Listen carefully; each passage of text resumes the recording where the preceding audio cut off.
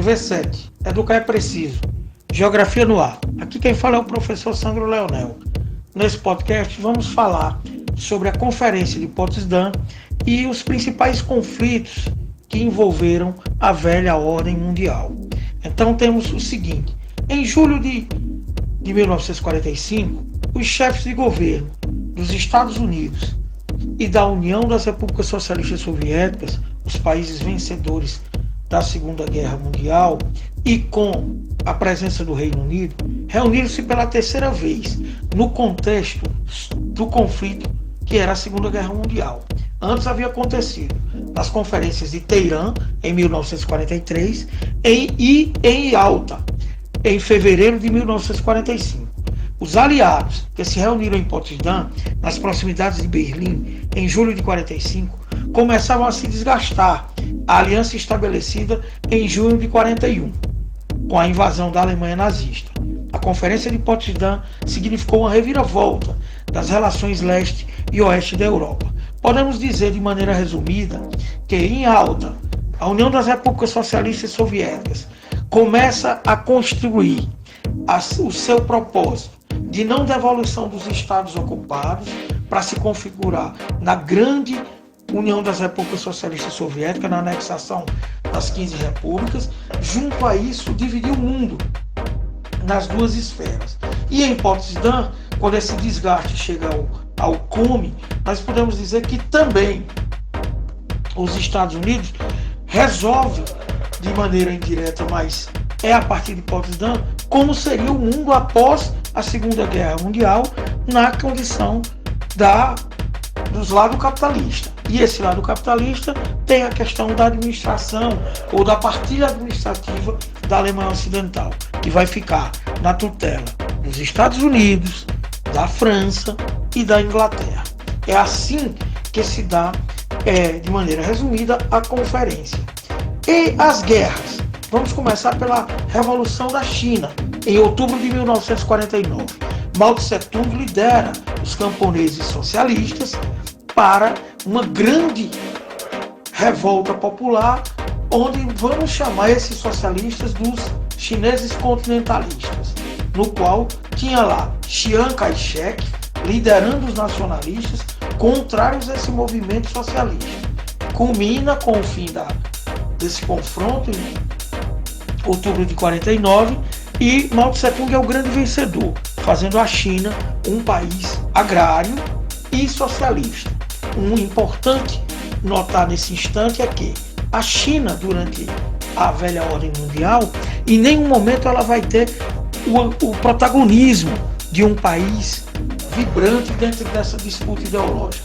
Pelo contrário, a China vai se recusar e não vai tomar partido nas ações, nem pró-União Soviética, nem pró-Estados Unidos. O segundo momento é a Guerra da Coreia, que foi um conflito que aconteceu entre 1950 e 1953, entre a Coreia do Norte e a Coreia do Sul. Iniciou-se quando as tropas norte-coreanas ultrapassaram a fronteira que separa as Coreias, dando início à invasão da Coreia do Sul. Essa guerra foi uma das primeiras manifestações da bipolaridade que caracterizou o mundo no período da Guerra Fria. Ao longo de seus anos de duração, a Guerra da Coreia foi responsável pela morte de mais de 2,5 milhões de pessoas e contou com a participação de tropas do norte e sul-coreanas, tropas chinesas e tropas estadunidenses, e uma modesta, pequeníssima participação de soldados soviéticos. O final da guerra trouxe poucas mudanças de fronteira e manteve a divisão e a rivalidade dessas Coreias acesa até hoje. Nós não podemos salientar, hoje a Coreia do Norte é um país isolado, que recebe um certo auxílio da China. Outro confronto que marcou época foi a Revolução Cubana. Foi conduzida por Fidel Castro, líder de uma guerrilha instalada no interior do território cubano.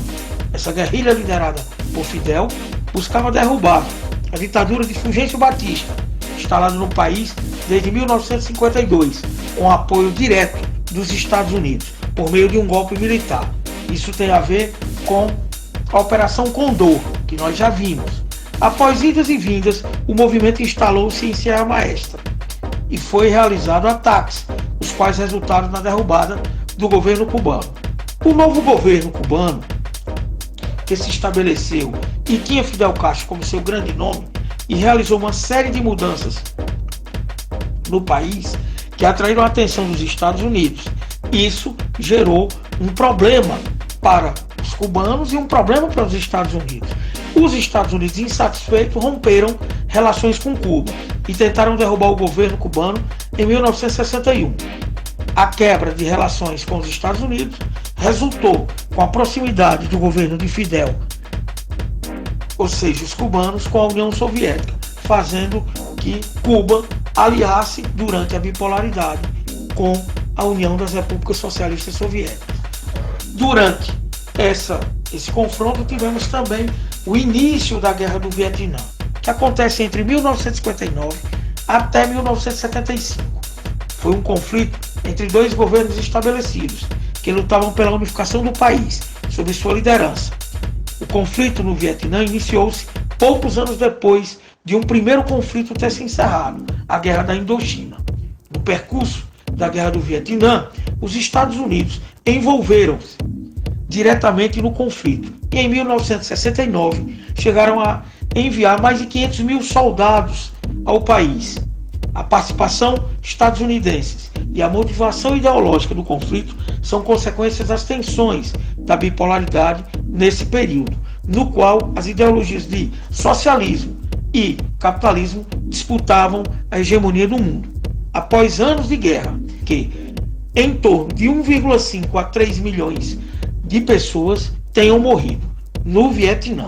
Além disso, o conflito ficou marcado por cenas de violências contra civis, que chocaram o mundo, e pelo uso de armas químicas pelos Estados Unidos, o que causou grave contaminação do solo e até hoje afeta o país, pois aumentou o número de casos de doenças como o câncer no Vietnã. Essa disputa é muito interessante na questão geopolítica, porque de um lado estavam os soldados do Vietnã do Norte, que eram os vietnamitas, junto com os Vietcongs, rebeldes do Sul, que não aceitavam o estilo de governo do Sul alinhado com os Estados Unidos e que saíram vitoriosos.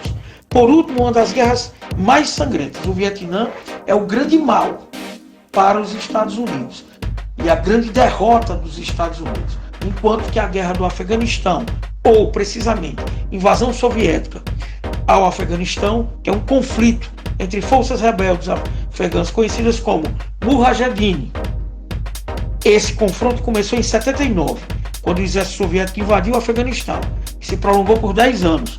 No decorrer desse período, milhares de soldados soviéticos lutaram e morreram no Afeganistão, em torno de 15 mil, e foram gastos milhões, gerando um profundo impacto na economia da União Soviética, que faz a União Soviética, durante esse período em 89, começar a se desintegrar e em 91 ser o fim da bipolaridade. Então fique ligado nos podcasts da TV 7. Não conte com a sorte, conte com a gente.